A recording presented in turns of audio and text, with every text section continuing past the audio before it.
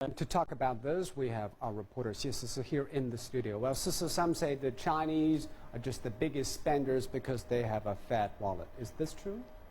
Well, according to the World Tourism Organization, the number of overseas tours made by Chinese will surge from 70 million last year to 100 million by the end of the decade, from just 5 million 15 years ago. China's travelers spent over 50 billion US dollars abroad in 2010 and over 70 billion last year, compared with 84 billion for Germans and 79 billion dollars by Americans in 2010.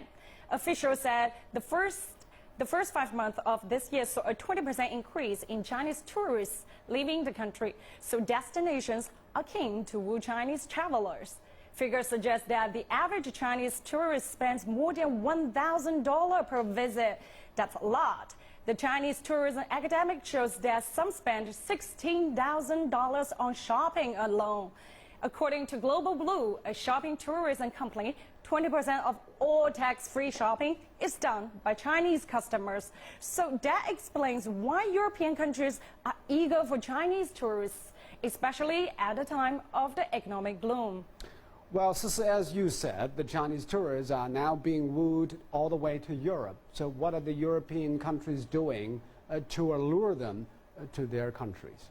Well, scenic spots where Chinese tourists love to go are basically connected to Chinese culture and history. Take Montargis. Its small town 60 kilometers south of Paris is now hot on the tourist list because former Chinese leader Deng Xiaoping used to live there in the 1920s. Chinese history books also say it was in a leafy Montargis park that the young Chinese students set out in a letter to Mao Zedong their first ideas for a Chinese Communist Party. Like the French have made it a must-see stop. To cater to Chinese tourist tastes, some French restaurants have created a special menu replacing red meat with duck because Chinese tourists were shuddered at the sight of the blood from rare cooking.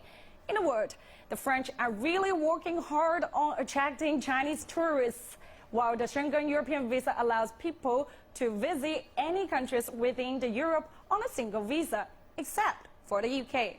But that doesn't mean that UK doesn't want any Chinese tourists. As an official from the British Chambers of Commerce said, China is a fast-growing trading partner for Britain, so we need to do our utmost to welcome both tourists and business visitors from the world's largest country. That's why the UK has then launched an argument about simplifying the costly visa regime that deters potential visitors.